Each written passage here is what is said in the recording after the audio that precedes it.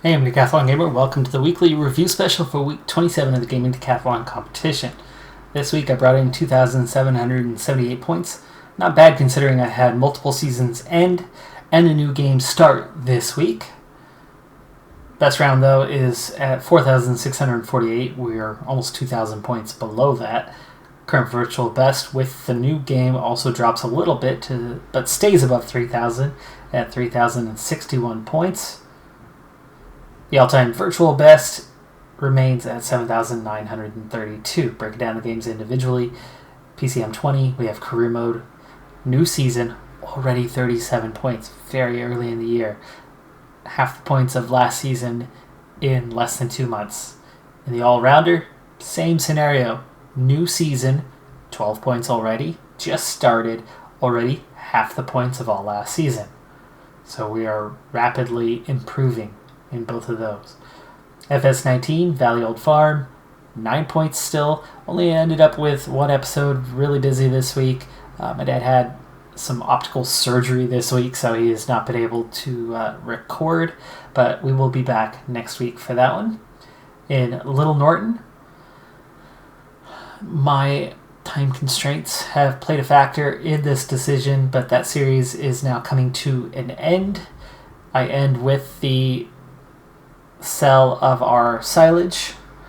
We brought in something like $45,000 from it, and we were able to purchase 2 new properties, so that brought us up by 10 points each, so that brings us over 100 to 110 points now. But again, FS19 takes a lot of time to film, to produce an episode. And those time constraints, I don't have room in my schedule anymore to maintain that much. I've been really hoping FS would take off on the channel, and it just hasn't. There are so many farm sim channels out there that have been going for a long, long time, and thank you for those who have watched those episodes. I do enjoy that, but I'm just not getting any love from the algorithm whatsoever. Episode 1 of every series has been 10, 15, 20 viewers. I think the most I've had was 40. It's really hard to build an audience when your first episode can't even get any love from the algorithm. So I'm going to need something somewhere else, and I think what that's going to end up coming down to is one of the lesser farming titles coming out, something new, releasing. I can get on that, draw an audience in that way, and then maybe they'll kind of convert over and start watching FS19. And then, of course, the next FS title. Likewise, algorithm should give me a fair shot on those based on the channel size when that comes around. YouTube's a very complicated animal when it comes to their algorithm and how much it just beats you up when you are in the early stages of a channel, even after years of doing it. I'm well over 2 years into the channel, and I have grown steadily, and I've played the game the way that YouTube sets it up to be played. It's a tough grind, it really is. I mean, there's some games that you go into play and it'll just drive you nuts. The grind it takes to get through the early levels, well, that's YouTube for me. It's just a grind, and we just keep grinding it out. But FS, not the place for me to really be grinding it out right now, but I will definitely stick with the other series. Out of the Park Baseball 21, nearing the end of the season and nearing a record score. Things have gone so much better this year. Really eager to get back into that to see where we end up the season, as I haven't played in about a week and a half now, as I record in bunches, and I'd like to get into that next little bunch and see, will we make the playoffs for the first time? And even if we don't, I'm looking forward to possibly our first 500 season. That would be pretty awesome and a real step in the right direction. I was not expecting that this season. Founder's Fortune. Things have been going really, really well there. We had that one setback a couple episodes ago, but we have rebounded nicely. Made it through this year.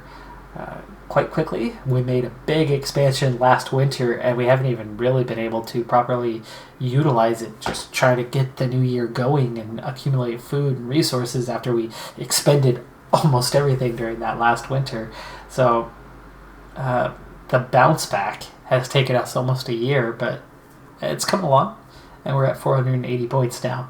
And then the new game to the channel, NBA 2K20, it's not a brand new game, but it's on the Steam summer sale. I put out a vote within the community that lasted a couple rounds. The first round was chosen as sports games, with over half of the participants choosing sports games, and then 75% breaking down on those sports games to choose NBA 2K20. So I have started a My League series where you have the GM and player control of a team, but instead of just choosing one team in the NBA where there's a 29-30 chance that you are not a fan of whatever that team would be. For me, that would have definitely been the Blazers, or moving a team to Seattle and making them the Sonics. And why would I do something like that? To get you away from that 1 in 30 chance that it's a team you support. So, as a result, I took an expansion team, added one. They are in Seattle, by the way, but it is the Cascadia Evergreens. We use the expansion draft to pick a team of young players, prospects, but the first 8 players were protected on every other team in the league. So it was always that 9th choice, 10th choice that we were picking up, which meant it was all bench players. We got, I think, 2 starters, maybe 3 out there, but they were very low-level guys, and they were the kind of guys that had the bloated contracts that weren't that good anymore, that teams were willing to part with. So I picked up a few of those bloated contracts. We got Mike Conley, we got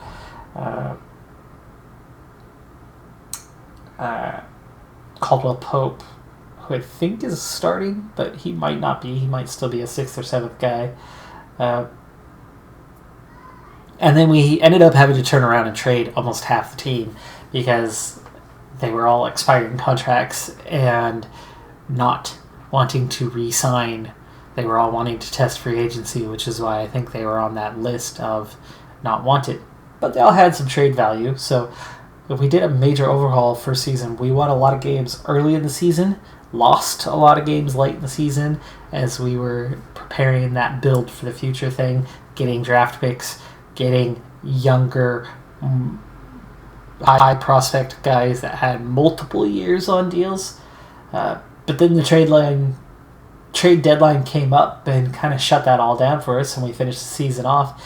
As the player, I only played a half a dozen games, or about 5 games over the season, and I went from really, really bad, getting blown out, shaking rust off. I hadn't played full team career mode in that game in a long time. I've always played the individual career mode, and don't get it every year. I usually get it every 2nd or 3rd year.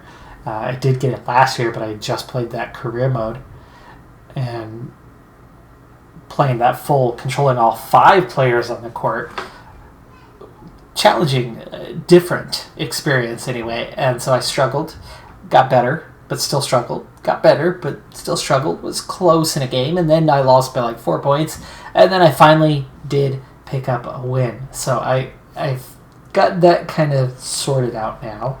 Now we've just got to sort the team out in the next season or 2. We'll have 3 draft picks in this upcoming draft, and they should be high ones, though we don't know where we are in the lottery, so we'll see how that goes.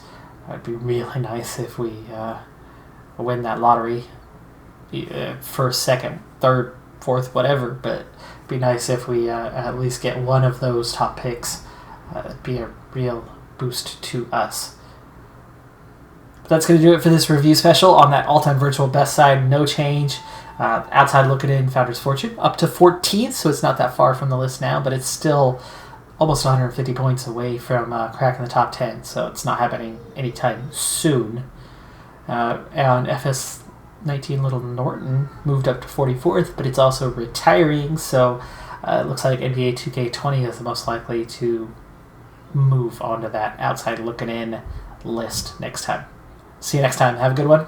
Be safe out there, and bye for now.